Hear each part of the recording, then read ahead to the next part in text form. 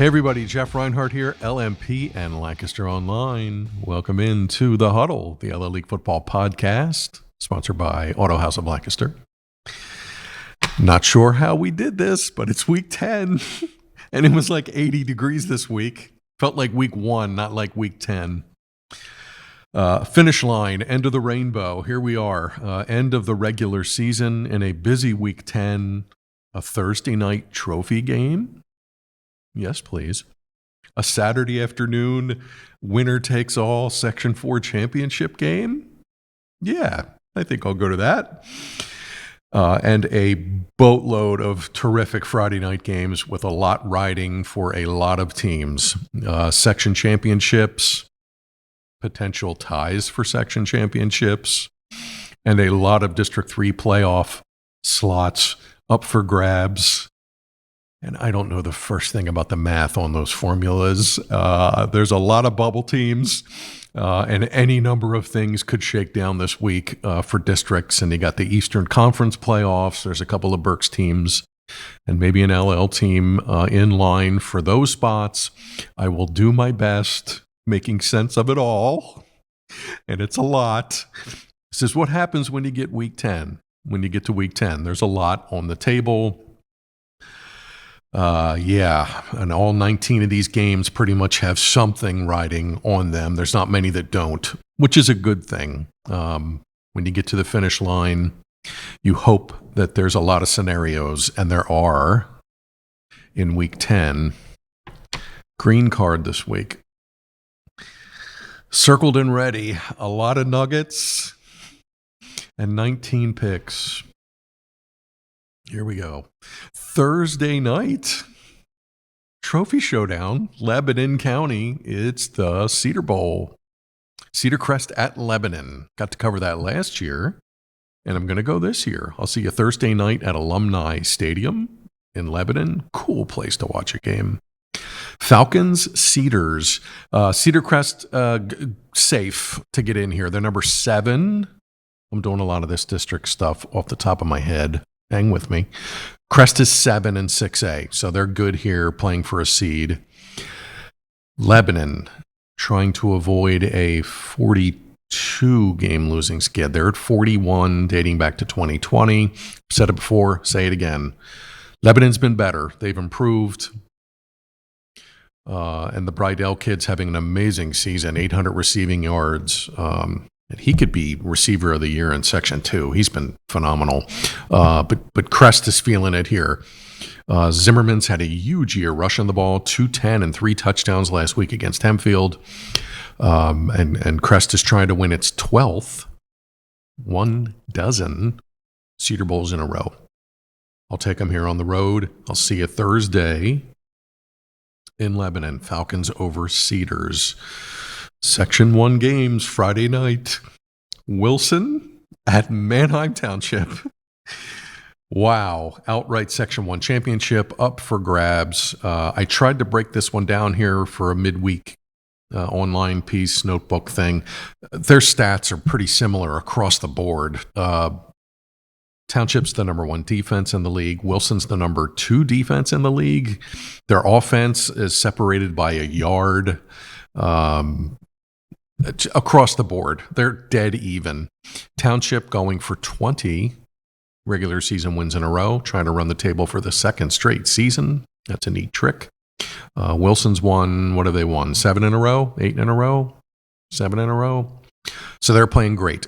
They're going for their 30th section championship. They have 29, which is first all time in the LL. Township going for back-to-back, 5 out of 8 and 11 overall. Awesome game. Playmakers all over the place. All-star kids all over the place. Section 1 outright title up for grabs. I have Manheim Township circled. I picked them in August. I'll hang with them. They're at home, feeling it. Should be great. I'll see you in Neffsville. What a weekend of games. Oh, wow. Blue Streaks over Bulldogs. That should be phenomenal. Penn Manor at McCaskey. This is one of the few games that really doesn't have much riding. playing for pride, playing for a win, playing for Mo going into the offseason. McCaskey trying to avoid an offer in section play this fall. Penn Manor looking for some offense. They're last in the league in several categories: yards per game, points scored, etc. I have the Comets circled. They've won several in a row here in this series, and I think they get the fast finish and close it out. Can McCaskey win? Certainly. They've had some good moments this year, and I thought in August that they would. Won a couple of games early. Have had some crooked numbers here and there. But I'm going to go Penn Manor to close it out strong on the road in Tornado Alley. Comets over McCaskey. Last Section 1 game, Reading at Hempfield. Believe it or not, Hempfield is still alive for a district spot. They're 3-6. I think they're number 12 in 6A. If Hempfield wins and a couple of other things happen, wink, wink, there's a shot that Hempfield gets in at 4-6. Don't quote me on all this. Again, I am not a mathematician. I do not understand those formulas and all those numbers and decimal points. But Hempfield's still alive because anything can happen here in week 10. They get Reading. Red Knights had a non-league game last week, wrapped up their non-league slate against Oxford. I have Hempfield circled. They're at home. I like their weaponry. Catches had a good year throwing the ball. Charles had a 100-yard receiving night last week against Crest. Let's go Black Knights over Red Knights, and then we'll scoreboard watch. Somebody will do the math. I'll refresh the district page, and we'll see if Hempfield gets in. Black Knights over Red Knights. Section 2 games Friday night. Muhlenberg at Conestoga Valley. A lot riding here for the Bucks. Crazy win at Exeter last week, if you haven't heard. Bit of a controversial ending. CV wins 28-27. Exeter scores late. They go for 2 and the win, which is gutsy. Running play up the gut. Jaden Zandier, who's phenomenal. Great season for Exeter. Did he get in? Did he not get in? This video showed that he got in. This video shows that he didn't get in. Refs huddle. Wave it off. No good. 28-27. Bucks escape. Remain undefeated. Clinch a tie for the section title. So here's the scenario. If CV beats Muhlenberg, and they have shut them out the last 2 years, oh, by the way, a win here and CV clinches the title outright would be their first outright section title since 2006. And if CV wins, it would be their first 10-0 regular season ride since 1985. So it's been a while. In Whitmer, got the Bucks circled here. Muhlenberg's got the good running game. Cameron Small, LL leading rusher, 1,500 plus yards. Went for 100 last week against Academy Park. But I like CV here at home. They know the scenario. They know what's on the table. They see 10-0. They see an outright section crown. And they have shut out the Mules back-to-back years. Survey says. Buckskins, CV over Muhlenberg. Exeter at E-Town. You think Exeter's going to be a little fired up for this game? I'm thinking yes. They need a win here, and they need Muhlenberg to spring one over CV to get a share of the title. Nonetheless, another great season for Exeter. They just win. I mean, they're at 8, 9, 10 wins like every year here. They get a Bears team that's lost a couple in a row. But could throw a little monkey wrench into Exeter's plans. They're playing for a seed here. They're number 8 in 5A. And they could get CV, maybe, again, down the road. Bucks are at number 5 in 5A. I have Exeter circled. They're going to be spitting fire here. We'll see if Riley Martinez is back. He's missed basically the last 3 weeks. With an injury, Zandier's taking snaps, Hafer's taking snaps. We'll see if Martinez gets back with the playoffs. Playoffs looming. Exeter here. Eagles over Bears. Great game here. Great game here. Governor Mifflin at Ephrata. We were at Ephrata this week for the video show. Stay tuned for those interviews and highlights. Great matchup, and there's a lot riding here. Mifflin right now is safely in 6A. I think they're number 8 out of 10. A win would help the Mustangs for sure. A loss, you'd probably have to get the calculator out and scoreboard hunt. Ephrata, they're the first team out in 5A. And don't forget, the Mounts had the magical 2023, shared the section title, went all the way to the district title game. So they're the last team, first team out right now as we sit. So they need a win. Number one, Mounts need a win, and they need some teams in front of them to lose, which could happen. Of course, Lower Dolphins in front of them. They have a tricky game, but a lot can happen. And yes, I don't know much about the formula, as I've mentioned ad nauseum. So first things first, Ephrata needs to win and then get some help. Mifflin is, like I said, under the bubble in 6A. Great game. Ephrata's won a couple in a row and kind of found it. They had a shutout a couple of weeks back. Braden Brown's been playing really well. He had 4 touchdowns last week. Mifflin's got Garner, 1,000-yard rusher. I have Mifflin circled on my green card. I don't know why, and I wrote this in the pick column. I don't know why I'm picking Mifflin. I don't know how I arrived at Mifflin. I've seen both teams. I like Mifflin in the trenches a smidge more. And the Garner kid and the Leaf kid and the Pletz kid have all just been making plays, and Jenkins and Hole. Mifflin, I got Mifflin circled. We'll see. Can Ephrata win? Absolutely. They have a lot to play for here, knowing they need a win and help. And the way I am with picks, wouldn't surprise me if the Mounts pull this one out. But for pick purposes, I'll go Mifflin over Ephrata. Enjoy the scoreboard watching and the math. Okay, Section 3. Calico at Fleetwood. Saw the Eagles last week. Oh, they're up 21-3 and sailing against Conrad Weiser.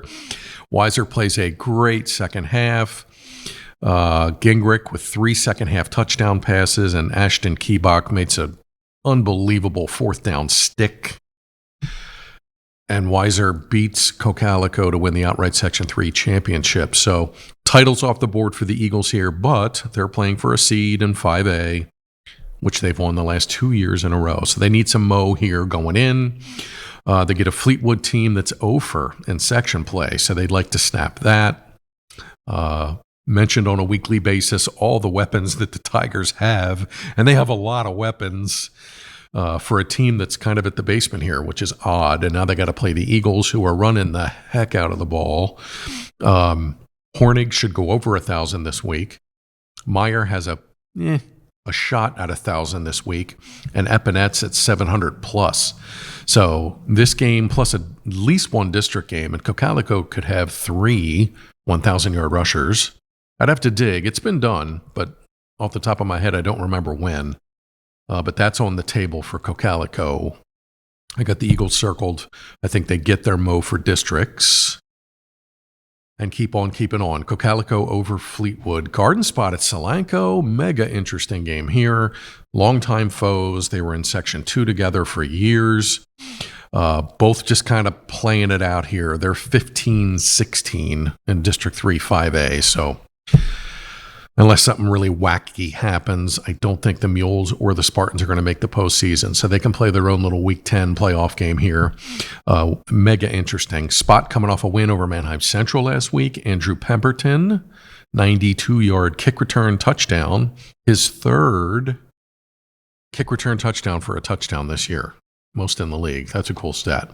Solanco put 55 points and 500-plus rushing yards up last week against Fleetwood. So they're feeling it. Spartans got that spread attack. Gabe Martin took snaps last week. A.J. Hurst has just had the awesome start. He was the first kid to 1,000 passing yards. And then he's dealt with some injuries. So Spartans have kind of been hit or miss, wonky in the passing department, but have some wins. They're not going to get the 10th game. We'll see if they play Penn Manor in week 11. I'm not sure if that game's going to happen or not. But anyway, long story short, I have Garden Spot circled. I know Calico is killing it on the ground. But Garden Spot has found some ways in some games here, and I've picked against them a couple of times, and they shoved it in my face. Sparty Nation over Calico. Warwick at Mannheim Central, backyard rivals. Great series. This goes back into the 20s and the 40s and the 50s. They've been playing forever. Barons fall to Spot last week. Warwick fell to New Oxford last week, the number one team in the district, and they lived up to that billing, put up 30, held Warwick to one score last week. Quinn Kerr had a fumble recovery touchdown for the Warriors. I have Warwick circled. They're the first team out in 5A, second team out behind Ephrata. See, I told you. These district races are very confusing. Warwick is 2 out, so they got to jump Ephrata and probably Lower Dauphin to get in. And they got to get a win here first against the Barons, who are looking to finish strong. They're 3-6, so even if Central wins here, they're not going to get a 500 season. I know they were 3-5 in 2020. 2020 counted, but for some of us, it didn't count. Sorry. I know there were games and people won championships, but that was just such a goofy season with the pandemic and the scheduling and everything. So Central went 3-5 that season.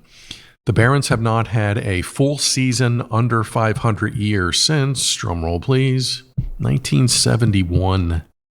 I was 2. They were 3-7 that year, and wow. Then they did a lot of winning after that. I have Warwick circled here, and I had to sleep on this. Warriors defense has been good. Central has struggled a bit with the O at times. And if Warwick can get a couple of scores here, I think they could be in good shape. Let's go Warwick over Barons, and we'll see if the Warriors get the help that they need to get in. Who knows? Keep refreshing the district page all weekend. Warwick over Central. Section 4, Octorara at Donegal. Octorara bubble. They're at number 11 in 4A. They're the first team out. So Braves need a win here in Mountjoy. Milton Hershey is ahead of them, and I think Milton Hershey plays Susquehanna Township, which is like 7-2, and playing pretty good. So tough game for Milton Hershey. We'll see what happens there. We'll see if Octorara can get a win and get in. It would be their second District 3 playoff bid since they left the Chesmont and left District 1 to come to the LL and District 3. Did you get all that? In 2018. Donegal with the injuries. Oh my goodness. I hope those guys are getting better. I hope some of those guys salvaged a season, especially the seniors. They're at home to finish it out. I have Octorara circled. Braves have been pesky. Really pesky, and this is basically a de facto playoff game for them. They can see a spot. They'll be checking the scores. Let's go Braves over Indians and see if Octorara gets in. Final answer. Twin Valley at Boon. Backyard rivalry game. All Berks. Twin Valley. Oh my. LS last week. That was like a video game. Twin Valley came into that game number 1 defense in the league, and LS went crazy. Scored 62, put up 590 yards. Caleb House rushed for 7 touchdowns and 300 yards. I'll get to LS in a couple of minutes, but TV really got knocked back a peg there. So they're knocked out of the section race. Still safe for districts 4A. I think they're at number 6, so they're in. They'll be playing for a seed here against their rivals. Boon and TV played a lot over the years in Berks League. Section 2 games, probably. Like what Boone's done offensively, Hefner, Delisant, Moyer, those guys have been really good up top, but they're going to get a really ticked off, peeved TV team here that's just antsy to open up a can and take this out on somebody. Boone, you're up. hang tough, but I'll go Raiders here, playing for a seed and looking for a little redemption. TV over Boon. Last game in Section 4, Northern Lebanon at Elko. These guys haven't played in a couple of years, but they were longtime Section 3 foes for a long, long time. So renewing a backyard rivalry, Lebanon County series, which is cool. Elko right now in 4A, kind of bubblish. I think they're 2 under the number, but a win here would certainly help, and they play for a seed, and the 4A bracket's going to be really good because that's LS and that's YO and that's Twin Valley. But Elko would love a playoff trip. They survived this crazy schedule, having to play the Pioneers and the Spartans and the Raiders. Now they're at home against Northern Lebanon. Good win last week for the Vikings. I got to mention this. For the second time this season, the Ryan brothers both had special teams touchdowns in the same game. They did that twice. Wow. And they're the games that Northern Lebanon won. They did it last week against Boon. Brady had a kick return touchdown. Brendan had a punt return touchdown. So what a cool accomplishment that is. That's, you do that once and it's pretty cool. You did it twice in the same season. Awesome. Elko circled. They see districts. They need Mo. And I think they get the job done on the turf in Myerstown. Raiders over Vikings. Section 5, Friday night, the big one. Lancaster Catholic at Schuylkill Valley. Panthers, they've clinched a tie for the championship. They're undefeated in league play. Logan Norwalkie has been outstanding up top. Luke Spots leads the league in catches. And Norwalkie can go over 2,000 passing yards here on Friday night. Schuylkill Valley needs a win for the outright title. Catholic, here they are. A win, and the Crusaders would tie the Panthers and get a piece of the pie. Brandon Way, another big game last week. Rushed for 170, a couple of long touchdown runs. He's been amazing. 21 touchdown runs, leads the league. The last 2 years, these teams met in Week 10. Both times, Catholic won. 2 years ago in Leesport, Catholic won 44-41 late to clinch the outright title. Last year, Schuylkill Valley had a chance to win it outright, I think, in Week 10, and Catholic beat them again to tie for the title. So Panthers are having a tough time putting Catholic away. And, of course, Bruce Harbach, their coach, used to be Catholic's coach. So should be a fun night in Leesport. I have the Panthers circled. They have the Mo. They have a shot for an outright crown. Their passing game has been lethal. If they can slow down Way, I think they got a shot. Schuylkill Valley over Lancaster Catholic. Go crazy, Leesport. Pequea Valley at Kutztown. I looked at this game sideways, up and down, back and forth, backwards. Pequea Valley in that Eastern Conference thing, they were third last week. They were a spot out of getting into that Eastern Conference 3A game. I have not seen those rankings as of Wednesday afternoon, so not sure where the Braves stand. Kutztown has found it, and I've been saying now for 10 weeks, man, when they get their ground game going, look out, and they've gotten it going. Brendan Ackley had a huge game last week, rushed for 170 and a couple of touchdowns. I have Kutztown circled. This series has kind of gone back and forth since the Cougars jumped to the LL. PV's been great, and it'd be cool if they got in that Eastern Conference thing, win or lose here. But I got Kutztown circled at home. They've discovered their rushing attack. PV's been pretty good against the run. This one could be close. There could be some points. Pick purposes, Cougars over Braves. Brooks Catholic at Anvil Cleona, another fun matchup. Big game for the Saints. They're on the outside looking in. They're number 7 in 3A. They need to jump to number 6, so they need a win and help. Playing well. They've kind of found it here the second half of the season. Gerald, Gumby, Rose have been really good out of the backfield. The Susky kid had a big game passing last week, 4 for 4, 3 touchdown passes. Wow.